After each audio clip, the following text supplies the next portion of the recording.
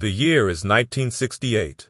Harlem, a city within a city, bleeding from 1,000 cuts. Martin Luther King Jr. has been dead for 6 months. The streets are still hot with grief, with rage, with the particular silence that follows a riot. And on a Tuesday afternoon, a man walks into Frank's Steakhouse on 116th Street. He is unremarkable, brown suit, slightly worn at the elbows, a hat pulled low, shoes that are clean but not shiny. He sits at a corner table, not the power table near the window, not the visible seat near the bar. The corner, the shadow. He orders black coffee and a plate of neck bones, the kind of meal your grandmother would make, the kind of meal that costs nothing. Nobody looks twice at him. 3 tables away, Tony Rosario of the Genovese family is dining with 2 associates. Tony controls the numbers operation in East Harlem. He moves $200,000 a week through a network that has been running since the 1940s. He is loud, expensive, dangerous. His suit costs more than most Harlem residents make in a month. His watch gleams under the fluorescent lights like a declaration. Tony doesn't notice the quiet man in the corner. This is his first mistake. His last mistake will come 8 months later, when he realizes that the quiet man in the corner has taken everything. His routes, his runners, his territory, his suppliers, his entire operation, dismantled piece by piece, absorbed into an empire so invisible that by the time Tony understood what had happened, the man with the brown suit was already 3 moves past him. The man in the corner was Frank Lucas. And the most dangerous thing about Frank Lucas was never the gun he sometimes carried. It was the fact that nobody ever saw him coming. To understand Frank Lucas, you need to understand what he was reacting against. Look at the Harlem underworld of the 1950s and early 1960s. What do you see? You see spectacle.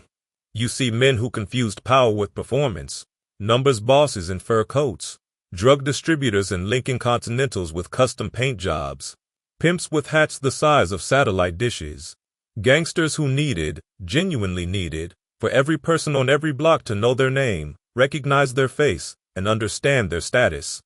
This wasn't stupidity. This was the logic of a particular kind of power. In a world where black men have been systematically denied visible achievement, the flamboyant display of wealth and dominance was a statement. It said, I exist, I matter, I cannot be ignored. Frank Lucas understood this psychology better than almost anyone. He had grown up in Greensboro, North Carolina, in a world where a black man's visibility could get him killed, where the wrong kind of eye contact with the wrong kind of white man was a death sentence, where invisibility was not a failure, it was a survival skill. He brought that skill north with him. Frank Lucas arrived in Harlem in the late 1940s, a teenage runaway with nothing but the clothes on his back and a mind that worked differently than the men around him. He found his mentor in Bumpy Johnson, the most strategic operator Harlem had ever produced. And from Bumpy, Frank learned the foundational lesson that would define his entire career. The man nobody's watching is the most dangerous man in the room. Bumpy used chess as his metaphor. Frank internalized it at a molecular level. Watch how he builds. Watch the patience. Through the 1950s and early 1960s, Frank Lucas works for Bumpy's operation. He is not the face. He is not the enforcer. He is not the negotiator. He is the logistics. The quietly efficient man who makes sure everything runs on time, under budget, without incident. He handles collections without violence when possible. He solves problems before they become crises. He is, in the language of corporate America, a middle manager, and he is extraordinary at it. But Frank is watching. Constantly, methodically watching. He is watching where the money actually comes from. He is watching which parts of the operation produce and which parts drain. He is watching the Italian mob structure, the way they divide territory, manage supply chains, create redundancies. He is watching what makes them strong. And, more importantly, he is watching what makes them stupid. What makes them stupid, Frank concludes, is the middleman.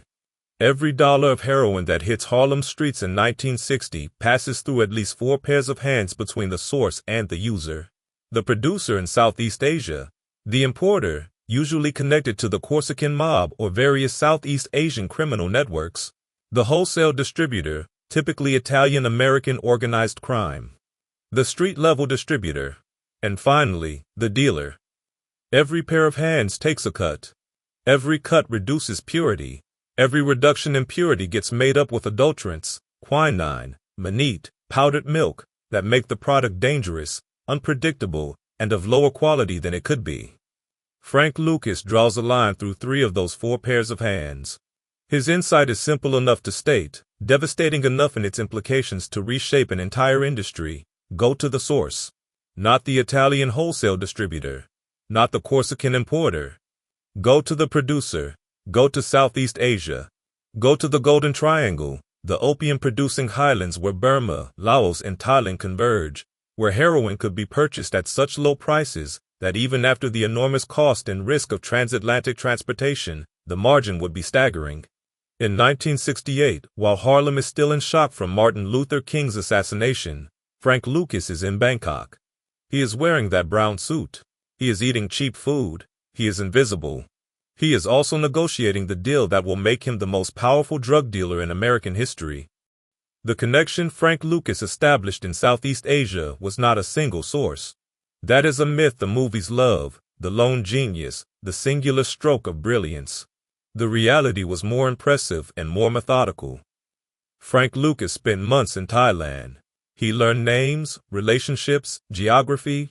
He understood that the heroin trade in the Golden Triangle was not a monolith. It was a complex ecosystem of producers, brokers, and transporters, each with their own interests, rivalries, and pressure points. He found his anchor in a man the American press would later call 007, whose real name and background remain partially obscured even now.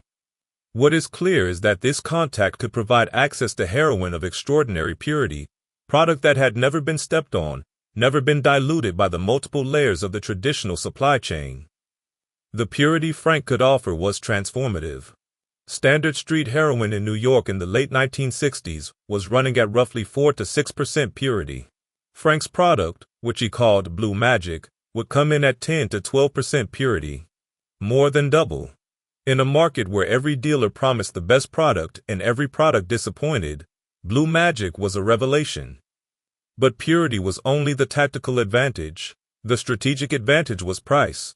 Because Frank had eliminated the middleman, he could sell a product of dramatically superior quality at competitive or even lower prices than his Italian competitors. He was not taking a higher margin and passing it on. He was simultaneously offering better quality and lower prices, which in any market is a competitive position that is nearly impossible to defend against. The Italian mob's response, when they eventually understood what was happening, was fury followed by bewilderment. How was this man doing this? How was he getting product of this quality at these prices? They had the supply chains. They had the relationships. They had the structures that had been built over decades. What they didn't have was Frank's willingness to go further, to think differently, to spend the months in Bangkok eating cheap food and building relationships that nobody else had thought to build. But Frank Lucas had a second strategic pillar that was, in some ways, even more important than the sourcing: the distribution architecture. When Frank needed a distribution network, he did not recruit from Harlem's existing criminal infrastructure. That infrastructure was known, mapped, surveilled by law enforcement, and visible to competitors. He went home. Literally, physically, geographically home. To North Carolina.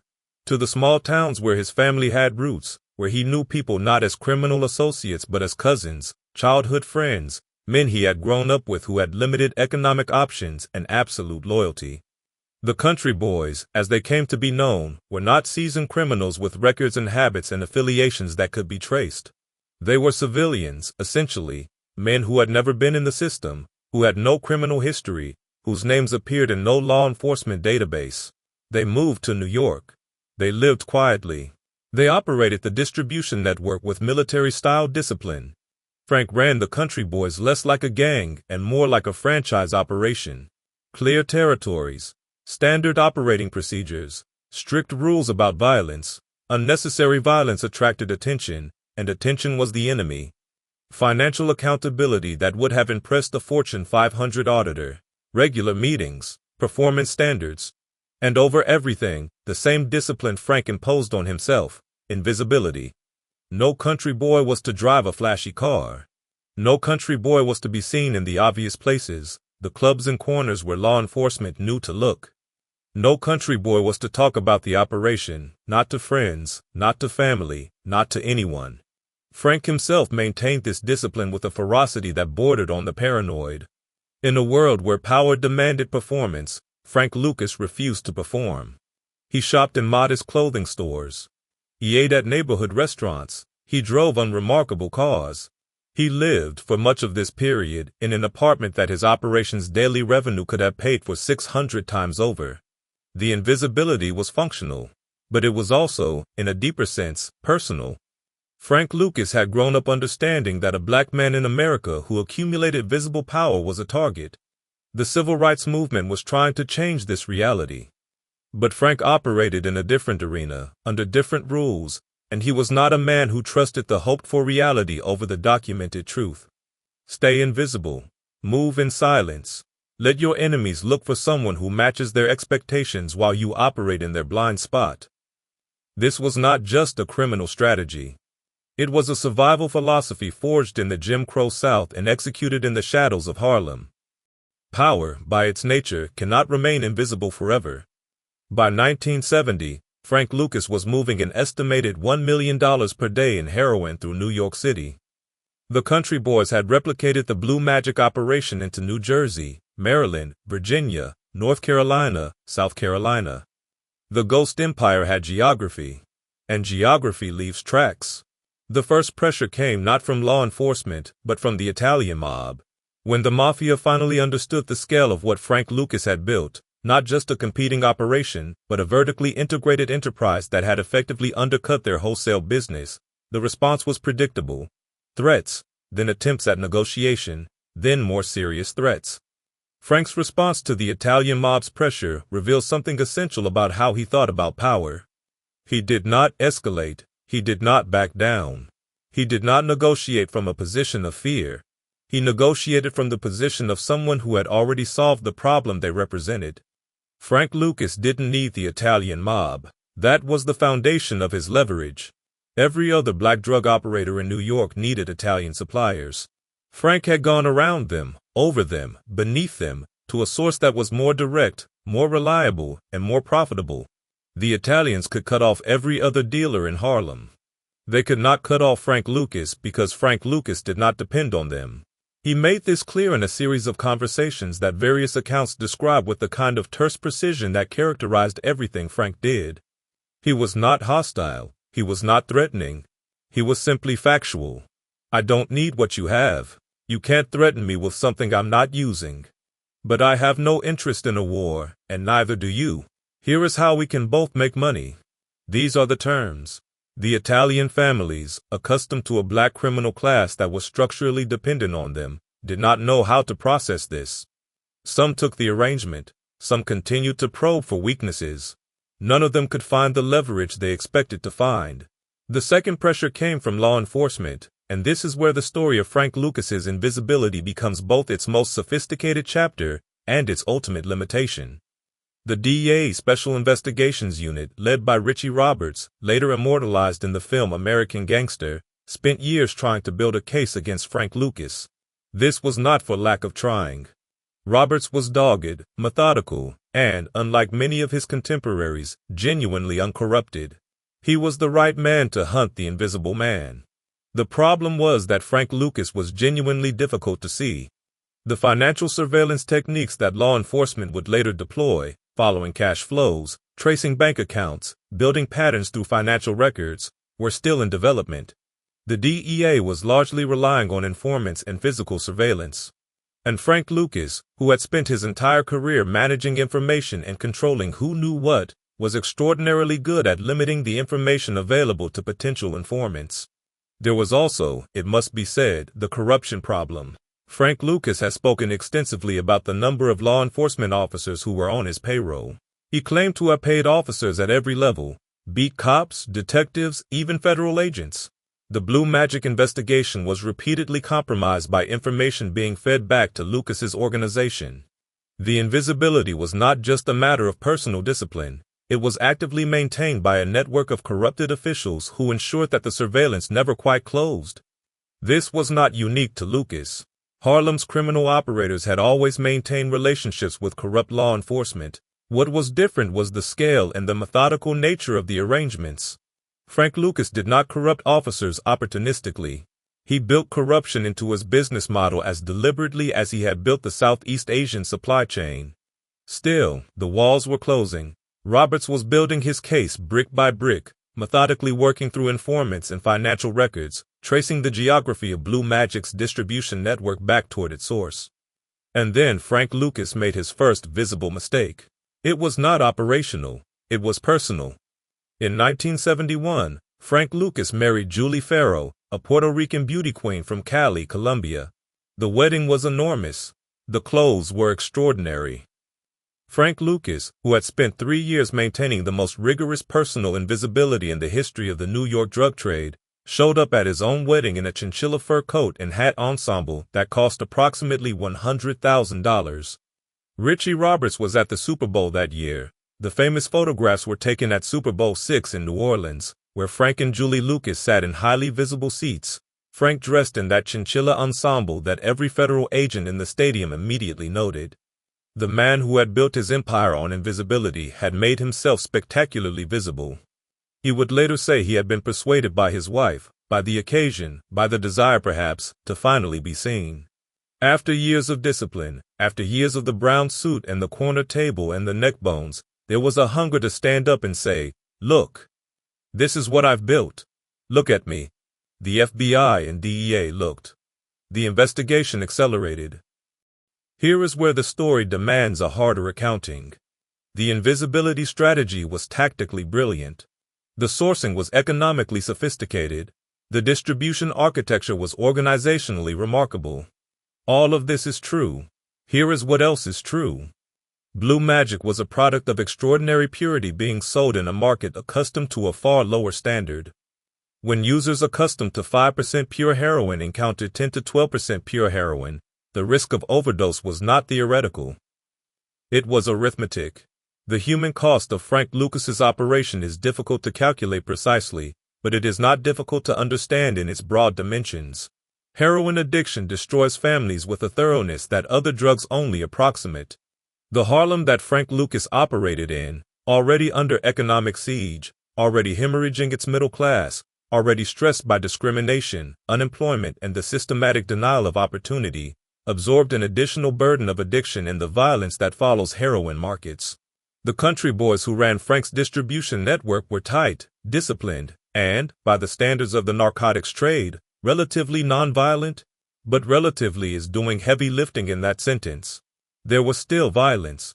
There were still territorial disputes that ended badly. There was still the particular devastation of the drug market's economics on the communities it operated in. Frank Lucas has, in his older years, expressed a version of remorse for this. He has described the addicts he saw in Harlem, the men and women destroyed by the product he sold, as something that stayed with him, that he could not fully rationalize away even in his most self-justifying moments. But this remorse, such as it was, came later. During the operation, the human cost was not the primary consideration. It was, in the cold language of the enterprise, externalized, paid by people who were not Frank Lucas, not the country boys, not the Italian families, not Richie Roberts, paid by Harlem. There is also the question of what the empire meant structurally. Frank Lucas argued, and some who knew him have argued on his behalf, that he was filling a vacuum, providing economic infrastructure, employment, and even a kind of social stability in a neighborhood that the legitimate economy had abandoned. The country boys sent money home to North Carolina. Frank Lucas, like Bumpy Johnson before him, occasionally provided direct support to Harlem residents, paying rent for families, funding local causes, making himself available to the community in ways that the legitimate institutions were not. This argument is not without weight. It is also not the whole picture. The stability that Frank Lucas brought to Harlem's heroin trade was the stability of a monopoly, which is also the stability of a captured market. It was the stability of a population that had no better options being offered a poison with sufficient efficiency that the poison became a constant. It was, at its root, the stability of exploitation dressed in the clothes of community. The question of whether Frank Lucas was a predator or a product, Whether the empire was a crime against Harlem or a crime that Harlem's abandonment by legitimate systems made inevitable, does not have a clean answer. Frank Lucas would not have framed it in these terms. He was not, by his own description, a political thinker. He was a businessman. He found a market. He served it better than anyone else. The market happened to be heroin. The customers happened to be his own people. The invisible man could not see what he was doing to the people he moved among. Or perhaps he chose not to look. On January 28, 1975, federal agents raided Frank Lucas's home in Teaneck, New Jersey. They found $584,000 in cash in a suitcase. They found records that would eventually help convict dozens of associates. They found evidence of an operation that, at its peak, may have been generating revenues that the prosecutors estimated in excess of $1 million per day. What they did not find was Frank Lucas in a chinchilla coat. They found a man in a bathrobe, calm, methodical even in arrest. Whatever panic he felt, he did not display it. He was convicted of drug trafficking and sentenced to 70 years in federal prison. He cooperated with authorities extensively. He provided information that led to the conviction of dozens of law enforcement officials on the take: DA agents, detectives, officers at multiple levels who had been on his payroll. Some estimates suggest his cooperation resulted in more than 100 prosecutions. His sentence was reduced to time served, 5 years, and he walked out of federal prison in 1981.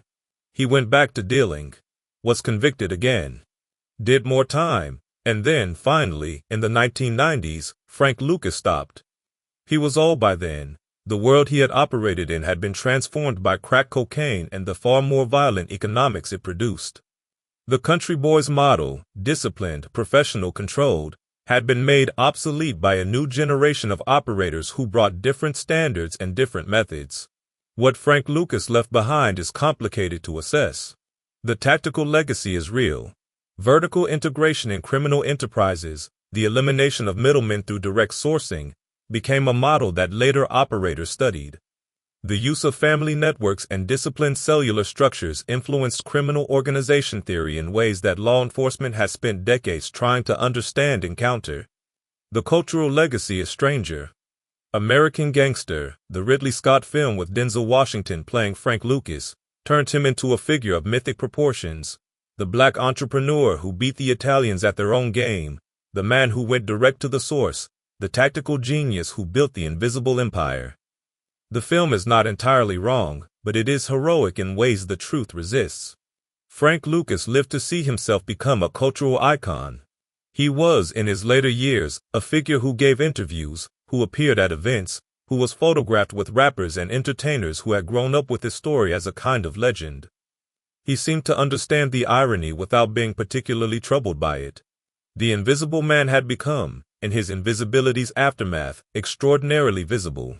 The deepest legacy, perhaps, is the structural insight that Frank Lucas never fully articulated but embodied completely. In a society where the pathways to visible, legitimate power were systematically closed to black men, the decision to become invisible was not just a criminal tactic. It was an adaptation. It was the application of survival knowledge, the knowledge that visibility invites destruction, to the domain of economic competition. Frank Lucas did not invent this adaptation. Every black American who survived the Jim Crow South understood it at some level. What Frank Lucas did was apply it with extraordinary discipline, extraordinary intelligence, and extraordinary ruthlessness to the specific context of the illegal narcotics trade. The result was an empire that lasted years longer than it should have, built by a man who understood that the best way to accumulate power in a hostile world is to be impossible to see. The man in the brown suit, eating neck bones in the corner, watching everything. That was Frank Lucas. The invisible man who, for a decade, ran the most profitable criminal operation in American history. And when they finally found him, when they finally made him visible, what they discovered was not the monster they expected. What they discovered was something stranger, and, in its way, more disturbing. A man who was, in almost every external characteristic, perfectly ordinary. The most dangerous thing about Frank Lucas was never what you could see. It was everything you couldn't.